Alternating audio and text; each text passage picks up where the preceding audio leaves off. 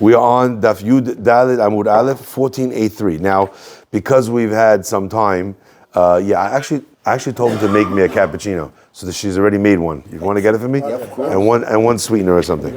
So in order to just remember where we're at because of a flu 2025, I suggest that we go back to the Mishnah very quickly and then take it from there. Is that agreeable? Yes? Yes. Otherwise, I think everyone will have forgotten where we are. So let's just quickly do the Mishnah. The Mishnah basically has two different things that it mentions that with regards to Chol HaMoed. The first one is Ve'elu megalchim b'moed, that there are two different things that one is not allowed to do on Chol HaMoed. Okay, we're just going to start from the Mishnah and go back quickly to remind everybody. The first one is megalchim. You can't shave.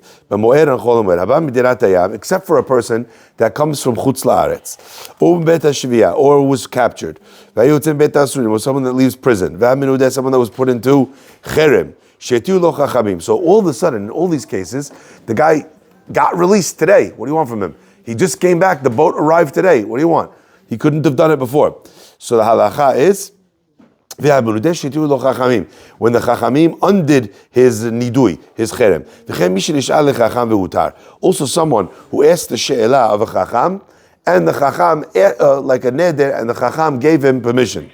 A person who's a Nazir, or a person who had tzarat, mitumato, so when they become pure, the tarato to become from tamet to taor, so that's when they cut their hair. So all these cases that I had no choice, I had no agency, I couldn't have chosen, to have it fall now, that I'm allowed to cut my hair on Moed.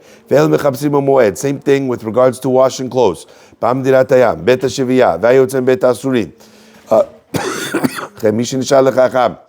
Person who asked and he got permission afterwards from the Chachamim, either to get out of his nidui, or someone asked for a neder and he got permission.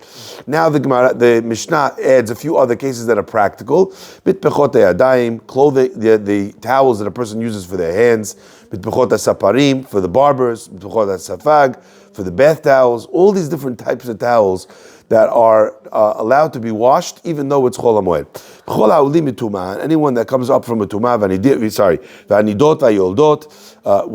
when a person is having a flow, zavin, zavot, nidot, yoldot, or Chol HaOlim mitumah, l'tara, same thing, arei l'mutarim, all these are allowed, b'shar kol adam asurim.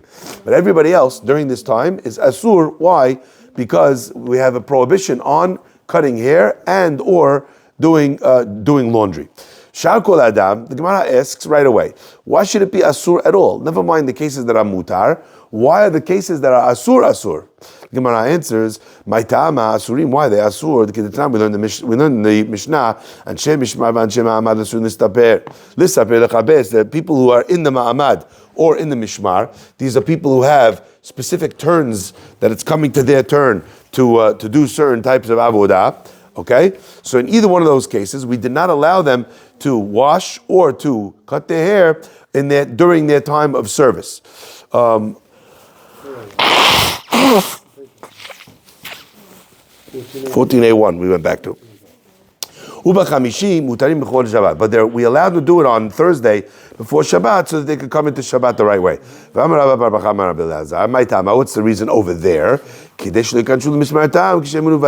We knew if we let them do it during the time of the Mishmar, then they would just let it go. And therefore they would come in not looking proper. However, if we told them that they couldn't shave or wash clothing until after it was done, then they would make sure to get it done beforehand, which would mean that at their first glance, when they first came into the Mishmar, they'd already be wearing clean clothing, and they'd already be completely trimmed or completely haircutted and shaven. So therefore, the same thing also over here. When it came to Chol HaMoed, we did not allow the people to wash their clothing or to shave themselves. Why? Because if we allowed them to do so, then they would go into the holiday, the first holiday, and they wouldn't shave because there's no urgency. By putting the brakes on, the kibosh on the Chol HaMoed, therefore we know that everyone's going to make sure Erev Hag to do it. By Reb Zer asked the question, what happens if a person, the guy lost his iPhone before the holiday? So he had a reason why he was busy before the holiday, but it wasn't one of the reasons that you gave in the Mishnah. Kivan de Anis, since the guy is honest, mutar, Is it allowed? Or dilma, or maybe kivan delo muchamil ta'alo. No, since number one, since he was honest, he didn't plan to not shave Erev holiday. He had a random occurrence that brought him to that case. So do we say that this random occurrence is similar to that?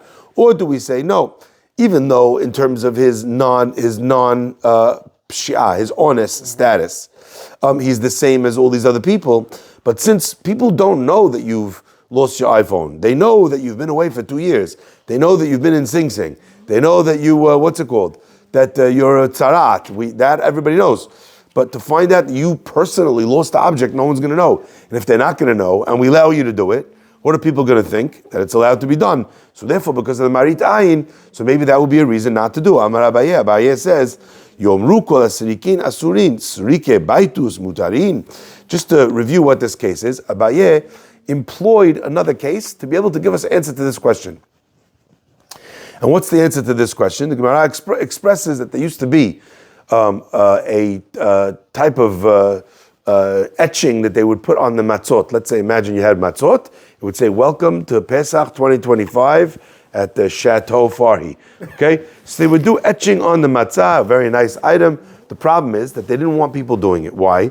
Because in the time it took you to etch whatever you wanted to etch in, or a family crest into the matzah, it's extra time for the dough to become hametz. We didn't want them to do that. However, there was a family called the Baitus. They were experts in dough. They had a really good idea. They said, what if instead of carving it or stenciling it, all we had a stamp. So it took one split second. We took the stamp, we made it with the name or whatever, put on the dough. It took 1 second. So would we be allowed to do that? Anyway, the Gemara says, in that case, the Gemara said, people won't know. The other bakers don't have your stamp. So people, what are they going to say? If we allowed you to do it, what are they going to say? We don't have a stamp. If this is mutar, the other one's mutar. Okay? Yeah. And they don't have a stamp, and that takes long. So since we were worried that people would not know who had a stamp, who didn't have a stamp, we didn't let the Baitusim people put the etchings on the matzot in order to be able to have to avoid the non-knowing marit ayin. Okay? So therefore also over here, since the people don't know whether or not you lost an object, if we allowed you to do it, people would draw the wrong conclusion, and therefore it's asur. The Gemara continues with Taimech, according to what you're saying, we just said halakha. If a person has only one object of clothing, let's say, okay? The halakha is he's allowed to wash on Chol HaMoed. Because the guy only has one shirt, what are you going to do? Okay? Says the Gemara, Hatamnami over there too, Yomru kol asrikin asurin, srike baitus mutarin, all the other etchers are asur, and the etchers of baitus are mutar, so people won't know the difference between the baitus stamp people and everybody else. So since that's the case, so we should have to make the guy with the one object of clothing, we should make it asur for him to wash as well, because nobody knows how many clothing you have. The Gemara says, Ha'it marala, Amar Baravashi, Baravashi said, Ezoro mochiach alav. He's reading now? Yeah. Okay, perfect. Just took out the second. Okay, thank you. The Gemara says, Ezoro mochiach alav. His belt will tell you the story. What does that mean? His belt is going to tell you the story. It means that when the guy is doing the washing, he takes his belt off of the cloak and he puts it over his robes, and then the robes don't open, so you don't see that he's missing his tunic underneath. So if you see the guy wearing a belt on the outside of his robe, you know the guy's hiding, he doesn't have another shirt. So therefore the whole process while he's washing it, you have an immediate sign telling you, don't learn anything, this is a one cloak guy. Right. Okay? That's the signal exception of one shirt. Yes. The other interpretation, a little bit different, about the belt is that when someone had two cloaks, what would they do? They would wash the cloak, but they would take the belt off of that one and use it with the other one, because the belt didn't need to be washed. Right. So when you saw a guy, when a guy only had one, what did he do? The second opinion learns the Gemara. He would wash the cloak with the belt still attached to it, because he had nothing else to attach it to. So therefore, the sign is not on the guy the sign is in the washing. So if you see the guy washing his cloak with his belt attached, you know automatically the guy only has one cloak. Answers the Gemara. Rav Ashi taught like this. By Rav Zera. Rav Zera taught. If you have a guy who is a artisan, he's the guy who he's the barber, the town barber. He lost his aveda before the holiday. Mau, what do we say? Kivan dehuman hu, since he's the artist, the artisan, everybody knows. Now, one of the reasons is because, as an example, different ways of learning this. Let's say he's the town barber. The guy is telling everybody, sorry, no haircuts today. Right? I'm busy. I lost my thing. Okay? So one opinion is, Mucha Milta, in that case, you told me before, no one's going to know the difference. Let's go worried about just like the stamp of Baitus on the matzot. Over here it's different. Why? Because everybody knows. The guy, he's everybody's barber. And he's canceling all the barber, everything from before. So would he be allowed to do it if everybody... So in a case, let's say I have breakfast in the class, I lost my object, I tell everyone, Erev Had, guys, I have no time for a haircut today. I'm running around like a crazy person trying to find my iPhone. Okay? Now, everybody now knows that the reason why I don't have a haircut is because I was honest, I was busy. Right. So would I be allowed, because everybody knows, says the Gemara, or Dilma, maybe, since it's not as well known as these, so the halacha is law. You're not allowed to do so. So in other words, what's the Gemara answering? What if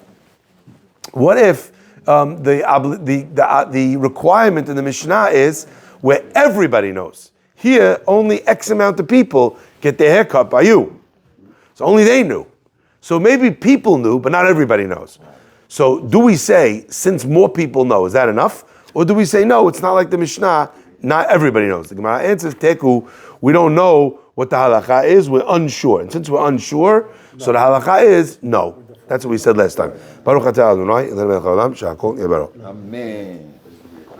Okay. These are tricky nuances to the Gemara. These things, like very, very, yes. very, yes, they are.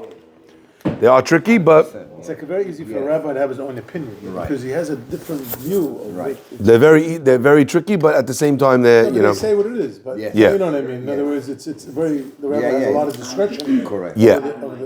So 1 second, I want to go upstairs for 2 minutes. Okay, so we're up to in the Gemara. Where the Gemara says an interesting line. The Gemara is going to clarify what it means. So on some of them, we discussed the idea like when you're captured as in a kidnapping, so you have no choice but to be there. So it's not your fault. The guy is holding you there. The Gemara says, but there's an interesting case. One of the cases was when you came Medinat Hayam. When you came from Cyprus, you came from Bali, okay? The question is, why do you get to cut your hair now on Chol HaMoed? Because you went on vacation. It's not an honest. Which one is mine? Both of them? Both. Okay. So Gemara says, double up. The Gemara says, so what does it mean to tell me? What's the idea here? The idea is matnita delok Rabbi Yehuda. So when the Mishnah says that Medinat Hayam, from the overseas, you're able to cut your hair, that's not going according to the opinion of Rabbi Yehuda. So what's the machlok here? What is this Rabbi Yehuda? The Gemara answers as follows.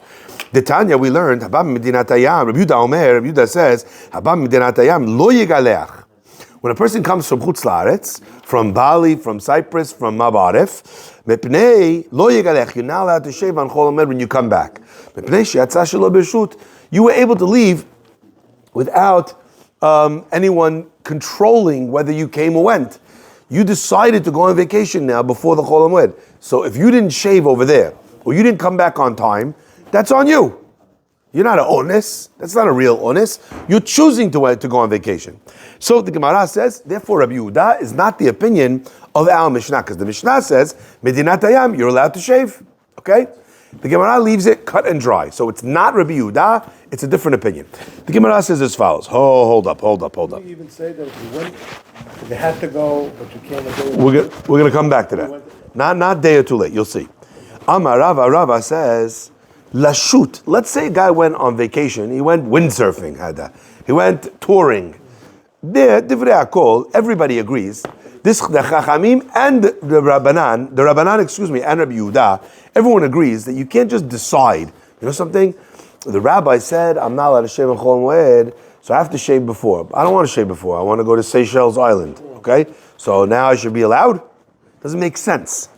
So the Gemara, Rava says, the opinion of the Mishnah that says if you go to the Medinat Hayam, you come back, you're allowed to shave.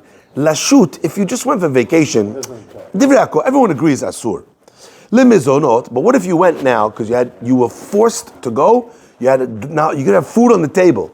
Limizonot, divrei hakol mutar. Everyone agrees that sometimes the fact that I was compelled to go to another country or to another city because I had to be there for work, just to put food on the table, everyone agrees that that's not considered my free will. I didn't want to do that. I had to do that. So I'm honest. Divrei hakol mutar. Everyone agrees. When do they argue? Lo nechleku. When do they argue? Ela leharvaicha. When I have money, I have basics. I just want more. I want extra. So do we consider extra like a pleasure trip, or do we consider extra like mizonot?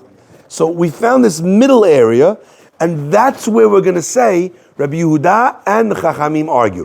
Chachamim, which is our Mishnah, say you're allowed to shave. Rabbi Yehuda says you're not allowed to shave. So Rava says that's the machloket. Lo nechleku el harvacha. Mar medaber lekilashut. The Rabbi Yehuda considers that like you went on vacation because you didn't have to. It's just extra. Therefore, it's not forced. Mar medaber mezonot. And the Chachamim compare it to mezonot. They compare it to making a living. What difference does it make if you needed this much living and you needed this much living, or you needed this much living? It's all the same thing.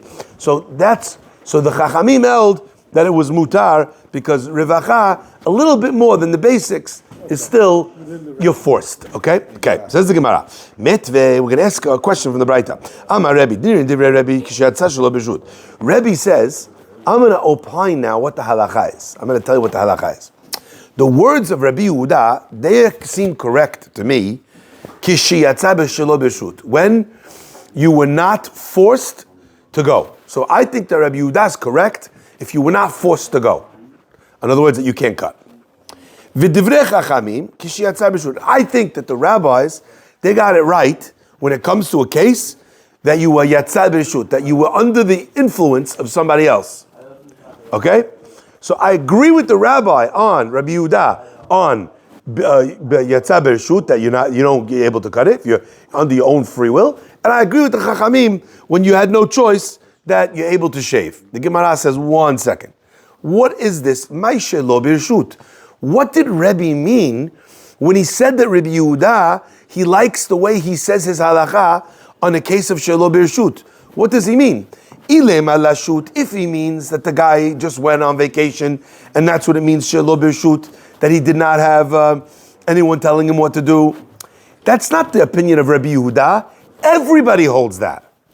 So what's the case, Rebbe, that you're telling me the halacha is like Rabbi Yehuda? Right? So it can't be vacation. The Amr divrei hakol asur, because you said everybody agrees that's asur ve'el mizonot. So must be that it's talking about a case where the guy went for mizonot, for basic parnasah.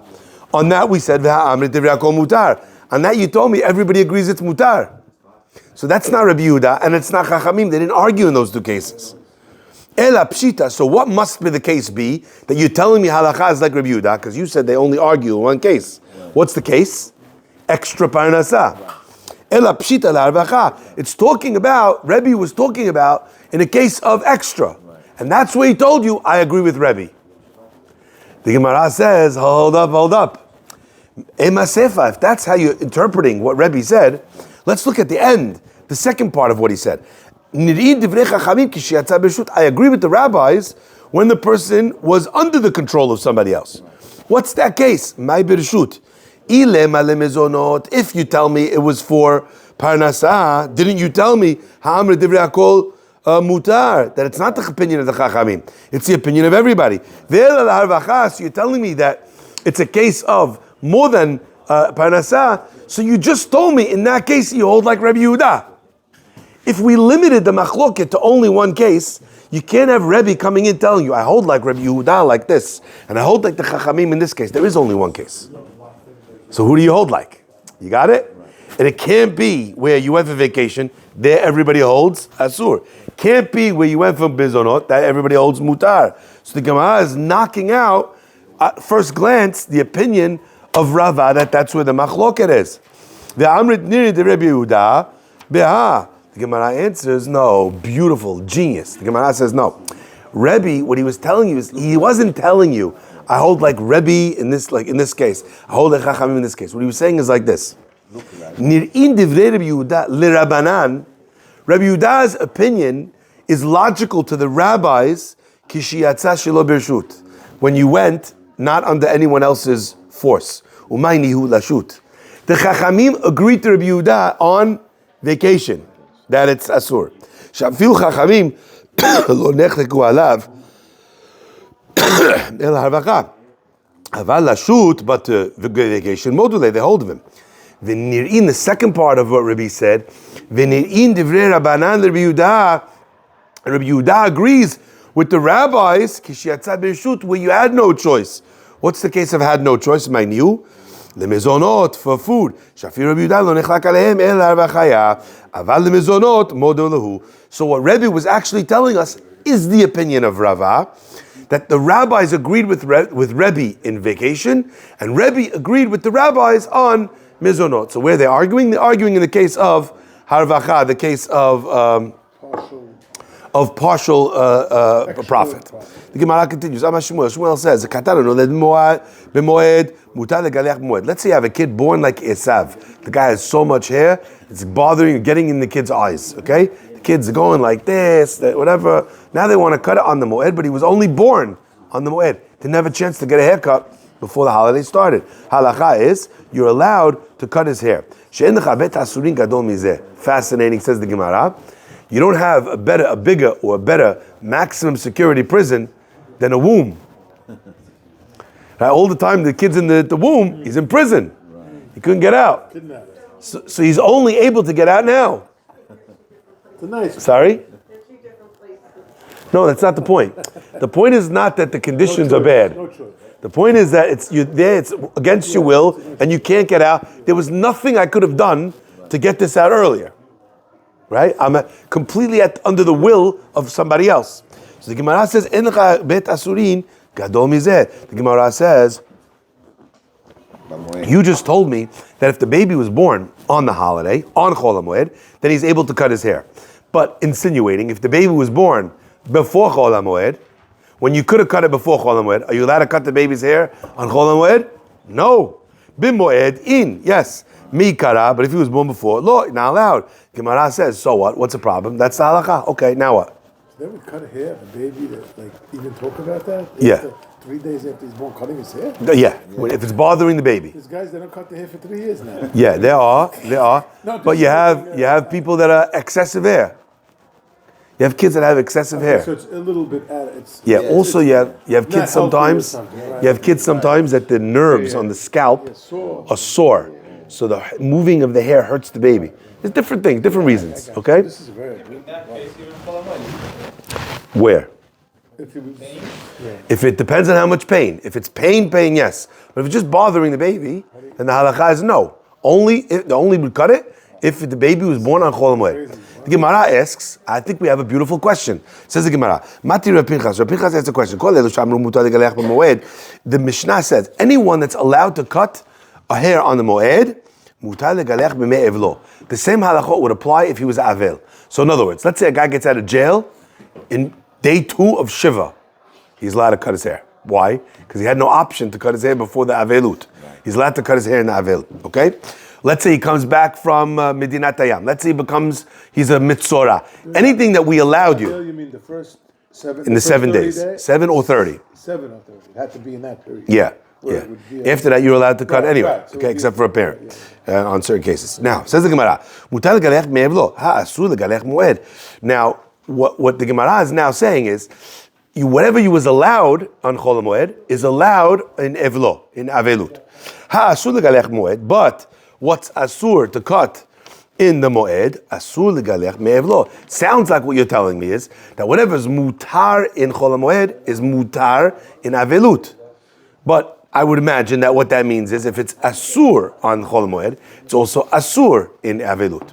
Gemara asks, but if that's the case, Shmuel, you just told me that a baby that's born Chol Moed can cut his hair on Chol Moed. But if the baby is born before Chol Moed, he can't cut his hair on Chol Moed. That would mean that if a baby was born during Avelut, you could cut his hair. But if a baby was born before Avelut, you would not be able to cut his hair. Moed Kattan itbe pelukta. And if you want to tell me that there's a difference in a katan between before or during, nimtzet, it turns out, avelut noheget b'katan. You're practicing avelut in a katan. Why? Because if the baby was born before the avelut, and you tell the baby that the baby is not allowed to cut his hair during the avelut, you're seeing avelut in a child. And we hold, ve'atanya, mikar'in lekatan v'nei agmat nefesh, that when a katan, let's say a child, bar minan loses parents, so they do kiryah for the child. Why do they do kiryah for the child? Because we want the people to be able to feel the pain, the sorrow of what the story is, so that the people will feel the loss of the parent. But we don't do the kiryah for the child's sake. We're doing it for the sake of agmat nefesh, to give kavod in the sorrow that's being generated for the parents. But there is no avelut for a child. But according to what you just told me, that it's only mutar during Chol Moed. If he's born during Chol Moed, it would turn out, if the same thing would be true in Avelut, that we would not be cutting the child's hair if he was born before a Yemei Avelut, and that would be Avelut for a child. But we learned that there's no Avelut for a child. Amar Rav Ashi says no. Who told you? Mi katani ha'asurin. It doesn't say ha'asurin. Dilma yesh mehen asur, v'yesh mehen mutar. What the Gemara is answering is, I told you that if you're allowed on Chol Moed, you're allowed in Avelut. You decided that means that if you're not allowed on Chol Moed, you're not allowed in Avelut. I never said that. So since I never said that, it's maybe that's not true. Maybe there's certain things that are asur by Chol Moed, i.e., a katan that's born before, cutting his hair during the Moed, and it's mutar when it comes to Avelut, because we say there's no Avelut for a child. So the Gemara basically knocks it out by saying, you made a mistake in assuming that from when I told you, whatever's mutar chol moed is mutar and avelut, you thought that means whatever's asur is also asur. I never said that. Okay? There could be things that are asur in chol moed that are not asur in avelut. The Gemara now does exactly the same thing backwards. Okay? Amemar v'item Rav Shisha ber Rav Idi matni hachi. Amemar and Rav Shisha ber Rav Idi said it as follows: Katan mutar legal chol moed, lo shalom moed, lo shalom meikara. The Gemara says that Shmuel taught that you could have a katan cutting his hair, whether he was born during and whether he was born before. The Gemara says, right? Remember before we said that Shmuel said only if it's born during. Now we have another version where they learned that they remembered Shmuel said that either case, you could always cut the katan's hair on the Chol Moed. The Gemara says, okay, Amar Rav Pinchas, afanan namitinina. Now the same braita that before we used as a question, we're now going to use as a proof. Anything that's mutar on the moed is mutar legalech me'evlo ha'asurim legalech moed. But if it's asur on chol moed, it's asur legalech me'evlo. Also, you can't do it on chol moed on avelut. So if Moed Kattan asur, if you were to say that a katan who was born before is not allowed to cut his hair on the holiday, if you would say asur, then we would have a question. What would be our question? Our question would be, nimtzet avelut noheget bekatan. You turn out that there would be avelut in the katan if he was born before, and we said it was asur. V'tanya, we learned mikarin katan ne'agmat nefesh, that there's no avelut in the katan. The only reason why we tear for the katan is in order to be able to get more sorrow, to bring kavod to the parents. So we would use this as a proof. The Gemara answers, same answer. Amar Rav Ashi, no proof. Why? Because I never told you asur. I told you mutar. You tried to learn asur. Therefore, you're going to have a proof. You have no proof. So therefore, we're left with two opinions in Shemuel without a proof one way or the other as to whether or not the katan that's born before is cut his hair on the chol hamoed. It's funny, you would think the Avelut law is a higher level of overpowering than the Chol Hamoed law, because it's a very unique situation. So you would think that it would take we covered that before, and by the way, it turned out actually that Avelut we said was midrabanan, and Chol Hamoed we said was midoraita. Remember? So Chol Hamoed is actually stronger. Because of that reason. But even though it's stronger, the Chachamim were given the right to be able to decide yes, decide no by Chol HaMoed, which is less than what it has by what's it called? All right, let me run upstairs and give the speech. You know, if a baby dies before 30 days, it's only monetary damages. Oh. It's not murder.